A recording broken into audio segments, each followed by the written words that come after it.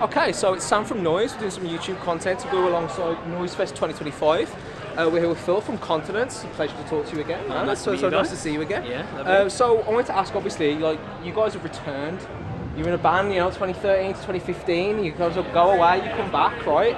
How has the return been, and how is operating as a band in 2025 different to when you went away? Anything different has developed? It's been good. I mean, we were a bit nervous coming back, I suppose, trying to see if anybody kind of still give a shit, I suppose. Yeah, fair enough. Do you mean? But I think with the new music and the new, being more open and talking about mental health, which is something which I didn't do before, it's been really good. It's been nice to be a lot more open and seeing the fans coming out and seeing people coming up to us with the tattoos from the Ghost, which is something which we talk about with the logo and everything around the new Lifeline EP and stuff like that. It's been really nice and humbling and I've been really grateful. We had people traveling from afar, from the US, Canada, all over from Europe coming out. So yeah, it's been super nice. For those guys, if it wasn't for those guys, we wouldn't be doing it at the end of the day. So yeah, it's been nice. Nice, such a rewarding experience to sort of come back and sort of give you that sort of impetus to sort of move forward again, right? Do you know what I mean? It's oh shit, there's still a love for this. There's still a gathering for this. There's still an audience for this. It's crazy. It's been a lot of people singing the words, especially to the new stuff. I mean, it's been the old stuff, but we are trying to really push the new stuff. I know we don't still want to. It's kind of just obviously we've got to keep playing your faves I suppose everyone wants Pegasus and stuff, but it's kind of but the new stuff is. Yeah, we're really proud of it. Yeah, absolutely, and that's probably more reflective of where you feel as a band right now, kind of thing. Yeah, and I think that's where we've changed as well, and changed as a band and grown, I suppose. But it's been really nice to be open and really meet with the fans on that level and stuff. Yeah, I was listening to the Lifeline EP that came out in 2023, and there's a noticeable difference, I feel, musically. There's a completely different step forward, your traditional metalcore stuff in sort of that mid-2010s. So now it feels as a more sort of hardcore sort of sensibility at times. I was thinking, listening to the music, I was this kind of sounds like Scratch the Path a little bit here, in that kind of vein. On the Great Teeth's track, I think. Yeah, 100%. So can you speak to the development of the music, in terms of the songwriting? Was it a conscious change, or is it just I'm a different person now as a result the music I produce is different? Yeah, I think basically when we first started out, we didn't really for my personal thing, I don't think we had when we first got signed, we were like, yo, this is you're signed, we need an album. We had nothing. The guy who got us signed, the A&R guy, was just I told him that we had an album, we didn't. So we kind of wrote an album in 2 months and recorded it and got it out. So it was kind of a bit rush job, but it seemed to work, people enjoyed it.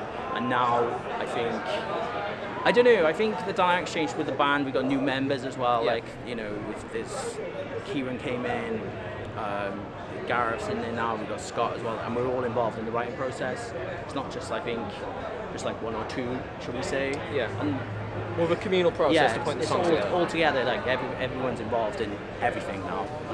And it was kind of like that before, but I think I have more of a bit of a input as well, should we say? Absolutely. It's kind of nice to do that.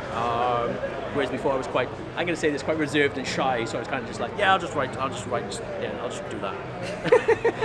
Whereas that's me. I'm kind of a reserved and shy guy, I suppose. But now I'm more just hands-on. Yeah, I completely understand that. You got to feel you're more sort of creative control and sort of pushing the band forward to the sort of direction that you want it to kind of be. Yeah, I said that. I said if I'm going to come back, I kind of want to put more into it, because I was a bit cautious about coming back first, because it ended on such a high. We sold out club. It was it was amazing finale and stuff like that. And then to bring it back, I thought it needs to be perfect. It needs to be right. It can't just be come back and then just float. I completely understand that. I read a September interview with you guys, and you mentioned it was a band reborn in 2023, a couple of years ago. So does that imply then, if we're moving to a new band almost in the way that you speak about it, does that mean the next album, The Adolescence of Confidence, is a new experience? You find yourself being maybe more experimental moving forward, trying things out that you maybe not have done? If you'd carried on and you were doing an album in 2018, it would have been the follow-up, right? Do you find yourself being a little bit bolder now Yeah, as a result of that feeling. Is that fair Yeah, to I mean, say? we had a lot of good material, stuff that Yeah. got scrapped because of, obviously other members that are not in the band anymore and stuff that was very, I was excited to bring out, but it just never did come out. Yeah. But like this stuff again, which is why I call it the Lifeline era. I think, Lifeline is this is the second chance, the second chance of things, but it also represents what we're talking about with regards to the mental health aspect. I mean, I'm not sure if you've seen the Ghost logo that we've done. Yeah. So basically what that represents is six different meanings with regards to mental health and obviously the story behind each song. So like the Ghost represents social anxiety hiding under a bed sheet, and then it represents like trauma, things that haunt away in the past, and then the mask which she carries is like, because like it's a smiling mask, it's like hidden depression, the smile, and then you've got a narcissist hidden agenda within the mask as well, and then it's got the lantern, which is like for gaslighting obviously, and then for like finding your way out of the darkness. So basically that's what that's all about. So It feels so much more deliberate. yeah, it's kind of Like not just not just guys sitting around thinking this riff goes with this chorus, goes with this breakdown, goes with this end. You're actually starting to think about the music as this multifaceted thing where you combine the artwork and some of the like the symbolism of what you're trying to get across there. Is that a more difficult process, a more enjoyable process? It's an How's that enjoyable compare? process, and that's something that we want to do and something that we wanted to keep, which is why we kept the Ghost, but kind of kept it in the new artwork for Corrupted. It's been really good. It's been nice to push. We'll probably talk about that again on stage later.